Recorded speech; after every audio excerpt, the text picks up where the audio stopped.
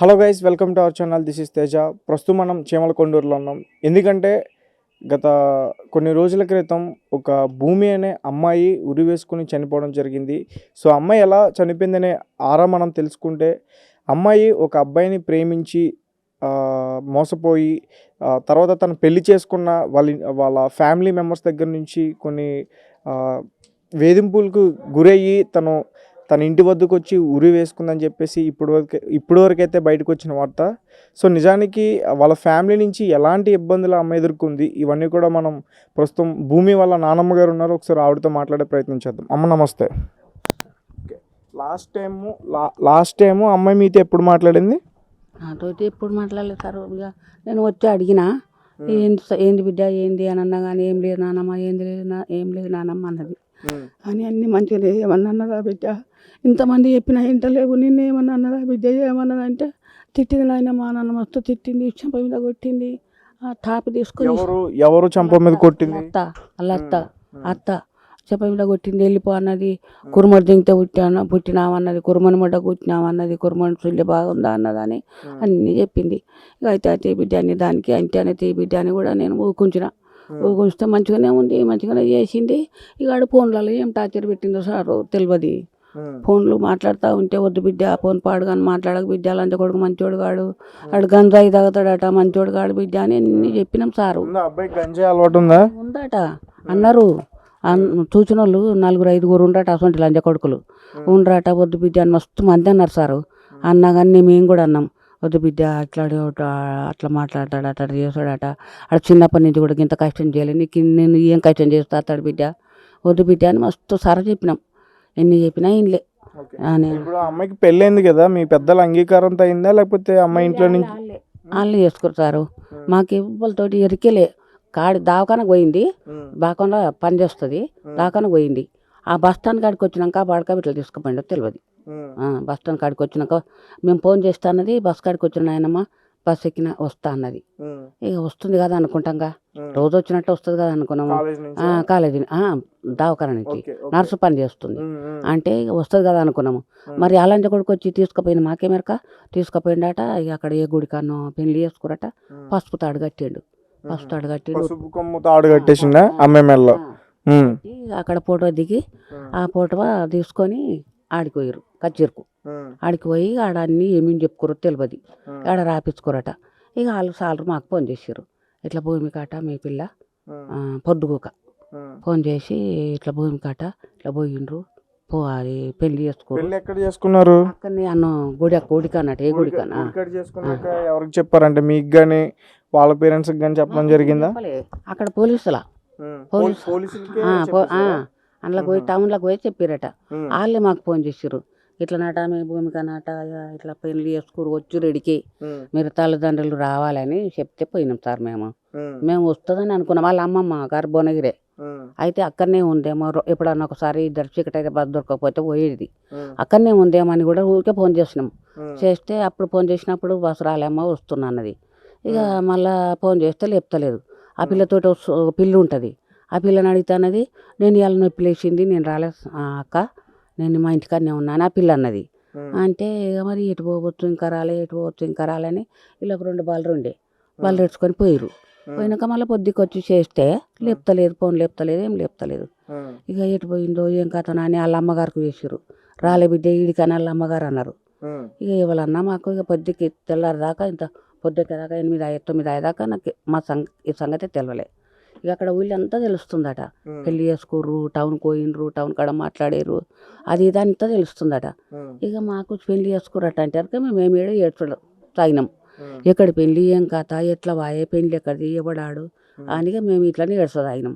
ఇక మీరు police town కాడికి రండి, వాళ్ళు పెళ్లి చేసుకొని పోలీస్ టౌన్ కాడికి వచ్చారంటే మేము పోయినాం సార్, అంతే. పెళ్లి చేసుకున్నాక మొత్తానికి మీరు కూడా ఒప్పుకున్నారు కదా? అప్పుడు ఆడ అన్నారు అన్నట్టుగా. మరేమో పెళ్లి చేసుకున్న తర్వాత మీరు అంగీకరించారా? మీరు అంగీకరించకుండా ఇంటికి ఎలా వచ్చిందా అమ్మాయి మీ ఇంటికి? ఆడికి పోయి మాట్లాడినాము. మాట్లాడితే మాకొద్దు సారు, మాకొద్దు అని వాళ్ళ అమ్మన్నది. అంటే వద్దయితే మా పిల్లలు మేము తీసుకుపోతామని అన్నాము. అంటే ఏమన్నారంటే, అమ్మ నేను ఆమె పోతే నేను బతక, నేను చచ్చిపోతాను అని బాడక ఉన్నాడు. ఆడ చచ్చిపోతా అంటే వాళ్ళ తల్లిని అడిగారు. అలా తల్లిని అడిగితే ఏమంటున్నావు అమ్మ అంటే, నేను చచ్చిపోతా, నేను ఆమె లేని ఉండా నేను చచ్చిపోతా, ఆమె తీసుకుపోతే నేను చచ్చిపోతా అంటే, సార్ తీసుకుపోతా సార్ అన్నది వాళ్ళమ్మ. ఆడికి తీసుకుపోతానాక తీసుకుపోయింది. ఇక అక్కడ పోతుంది కదా, తోలి అమ్మ 2 రోజులు ఆడు తీసుకుపోతాన్నాడు కదా, తోలి అమ్మ మరి తోలిచ్చినాక ఎట్లా ఉంటుంది చూస్తే బాయ్, తోలి అంటే తోలిచ్చినాం సారు. ఇక తోలిచ్చినాక అప్పుడు మంచిగానే ఉందట 8 రోజులు. 8 రోజులు మంచిగా ఉంటే ఇక మరి పంచాది ఇంటికాడ మాట్లాడుకుందాము, ఇంత పెళ్ళి పేరంటము చేయాలన్నప్పుడు చేయాలి కదా, నలుగురిని పిలుచుకొని మాట్లాడుకుందామని మేము పెద్ద మనుషులు పిలిచినాం. ఒకనాడు వద్దన్నది మాకు ఎవరు లేరు, మా చుట్టాలు లేరు, వాళ్ళని పిలిపించుకుంటా వద్దన్నది. ఒకనాడు 2 మాటలు వద్దన్నది. ఇక ఇంకా బుధవారం నాడు ఏలటి దినం పంచాయతీ అయింది. పంచాయతీ అయితే ఏమైంది, అడగుండి మరి మేము తీసుకుపోతామని అంటే అన్నాడు. ఇక ఆయనకి ఏం ఆధారం లేదు సార్, ఈ ఊరు కాదు, అక్కడ అది తరపెళ్ళి ఈడ వచ్చి అమ్మగారి ఇంటికాడ ఉంది. అయితే మేమేమన్నాం తీసుకుపోతామంటే ఏమన్నారు, ఇక పిల్లగాడు తీసుకుపోతా అంటుండగా వీళ్ళు ఒక్కనాడు ఉంచి రేపు తోలుకొచ్చుకోండి అని అన్నారు. ఇక ఆడికి పోయినాక ఇల్లు రాపించుకున్నాం, మనకి ఏం ఆధారం లేదు, ఆడు కష్టం చేయడాడు రాదాడు అని అన్నారు సారు అని అన్నాం మేము. అంటే ఇక సరే మంచిది ఇల్లు రాయిండ్రి, రేపు కల్లా కాదని నిలగొట్టినా అమ్మాయికి ఆధారం ఉండాలి కదా అని తోలిచ్చినాం. పెద్దలు చెప్పిన మాట ఇల్లు అమ్మాయి పేరుని రాశారా? రాసిండ్రు. రాస్తేనే నల్లాంజదానను ఇల్లు రాపించుకున్నావు, నా ఇల్లు రాపించుకున్నావు, నువ్వు కురుమడు దెంగితే పుట్టినావా, కురుమని మెడ పుట్టినావా అది అని ఒకటే తిట్టుడట, ఒకటే మాటలాట అడ్డ గోలి లాడ్జింగ్. ఇప్పుడు వాళ్ళ కులము మీ కులము వేరమ్మా?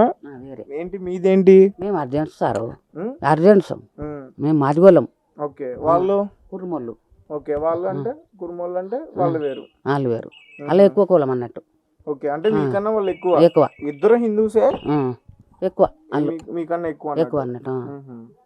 మరి దీని గురించి కూడా ఏమన్నా కేసు పెట్టారా మీరు, అంటే ఈ కులం పేరుతో కూడా దూషించారని చెప్పేసి? ఇక దాన్ని ఏం కేసు పెట్టలే. ఇక వాళ్ళే నువ్వు తక్కువ దానవు, మా ఇంట్లో ఉంటావా, మాకు అంత మళ్ళీ తినొద్దు, మా ఇంటికాడ ఉండొద్దు అని ఇల్లు రాసినాకనే ఎక్కువ మాటలు అన్నారు తల్లి. అది వరకు ఏమనిలే. ఇవన్నీ మీకు తెలుసా, చెప్పింది అమ్మాయి ఇలాంటి మాటలు అంటున్నారు అక్కడ? మళ్ళీ దెబ్బలు కొట్టి వచ్చినాక తల్లి అత్త కొట్టింది, కొట్టేలా కొట్టింది. ఇప్పుడు ఎవరైతే పెళ్లి చేసుకున్నదో అలా తల్లి ఈమెను కొట్టింది, తిట్టింది. ఆ విషయం మీకు కూడా చెప్పింది అమ్మాయి? ఏమైంది బిడ్డ అంటే, కొట్టింది అమ్మ నన్ను చెంపమికలు కొట్టింది, టాప్ చేసుకుని కొట్టింది, మాటలు అడ్డగోలిగా అన్నది. అంటే నాకు ఉండబుద్ధి అయితే లేదు, నేను వచ్చిన అమ్మ అన్నది. వస్తామ్మా గొడవ తర్వాతనే వచ్చింది, కానీ ఆ బొరకు రాలే. ఎంత బతిలాడు, ఎంతమంది చెప్పినా రాలే. నేను ఆయనతోనే ఉంటాను, నేను ఆయన చేసుకుంటా అన్నది. అంటే నువ్వు మాది కదా అన్నావు, మేము ఎక్కువ వెళ్ళము, నా కొడుకుని చేసుకుంటా, అవి నా కొడుకే కావాలన్నా అడ్డగోలిగా మాటలు అన్నదట. అన్నది కొట్టింది. కొట్టగానే దానికి బాధ అనిపించింది, వచ్చింది సారు. ఇక వచ్చినాక ఇంటికి వచ్చేసింది. ఇంటికి వచ్చి ఎన్ని రోజులు ఉంది? 6 రోజులు. 6 రోజులు. 6 రోజులు ఉంది. ఆరొక్కనాడు ఇక ఇల్లు అంటే 6 రోజులు అంటే ఈ రోజుకి పెళ్ళి అయ్యి 15 రోజులు అవుతుంది అంటున్నారు. ఇంకా ఎక్కువనైందా? పెళ్ళి ఎన్ని రోజులు అవుతుంది అమ్మాయికి? నెల అవుతుందా? ఈ నెలలోనే పెళ్ళి, ఫిబ్రవరిలో పెళ్ళయింది కదా? ఓకే, నెల కూడా కాలే ఇంకా.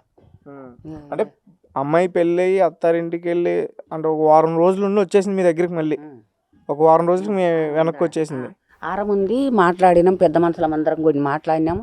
మాట్లాడినాక ఇల్లు రాసినందుకు పంచాది, ఇల్లు రాపించుకున్నావు లంజను.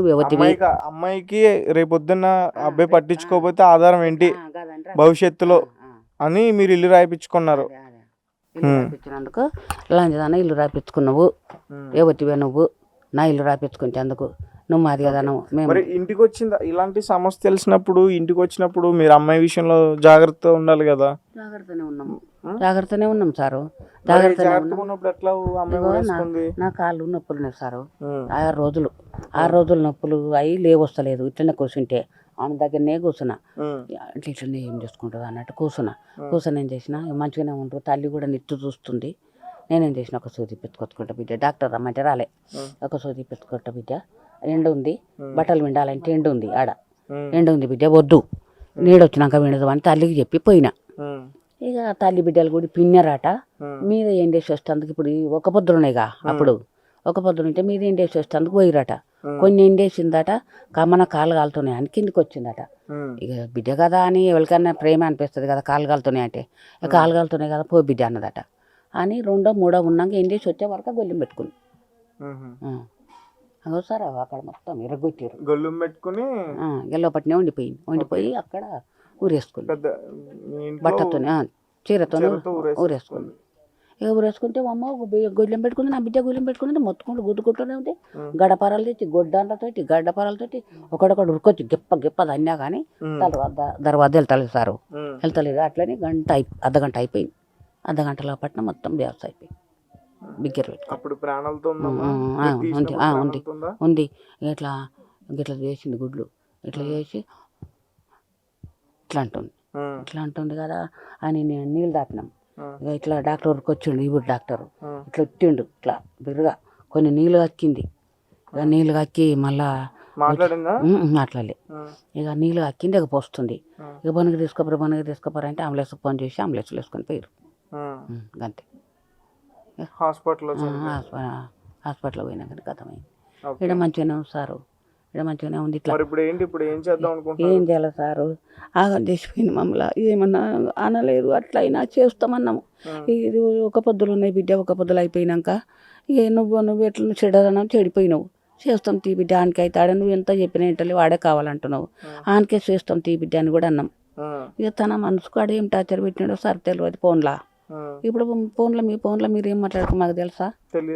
ఆ మాటకు ఏం చేసుకుంటూ ఇక ఇంతే సార్. నేను సూదికి పోయినా, తల్లి బట్టల మీద ఏం చేసింది, తల్లితో పోయి ఏం చేసి వచ్చింది, నా కాలు కాలుతున్నాయి అని వస్తే సరే నా బిడ్డ కాలు కాలుతున్నాయట పోనీ అనుకుంది, కానీ ఇంత పని చేస్తా అనుకోలే. ఇక దర్వా దగ్గర పెట్టుకొని ఊరేసుకొని అంతే సార్. ఇప్పుడు మీరు పోలీసులు ఏం డిమాండ్ చేస్తున్నారు? ఏం చేయాలి నాయన, నా పిల్ల ఎట్లా పోయింది, ఆడ ఎట్లా పోలే తండ్రి.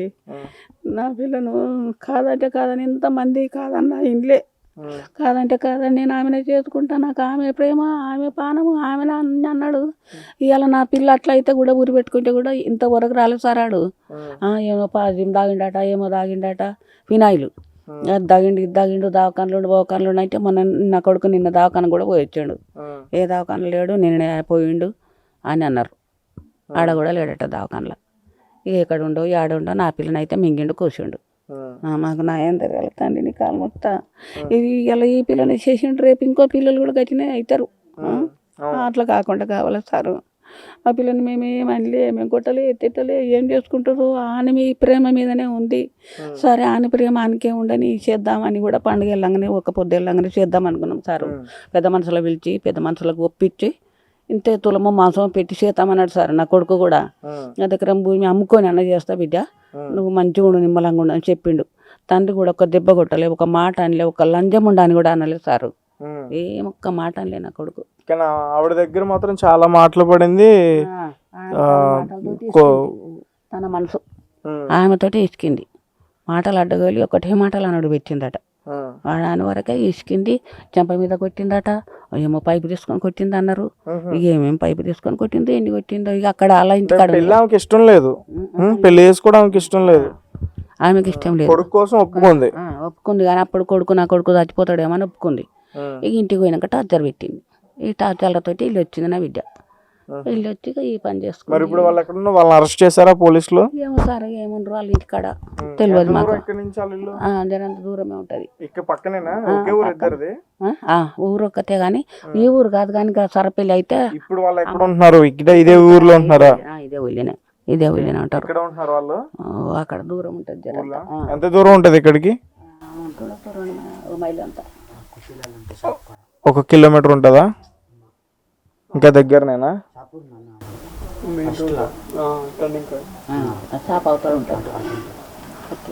ఓకే.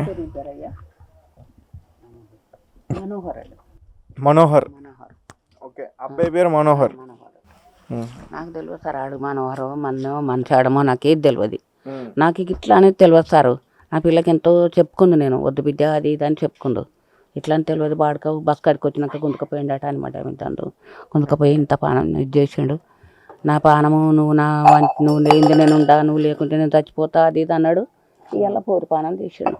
పోనీ మింగిండు సార్. ఏం చేయాలి? ఏమి మేము అన్నోళ్ళం కూడా కాదు. ఇటువంటి పిల్ల జీవంతాని మీద ఉంది. ఆ పానం అట్లా పెట్టుకొని మేమేమన్నాంటే ఏమవుతుందని ఒక్క మాట అనలేదు సారు. ఒక్క మాట అనలే మా పిల్లల.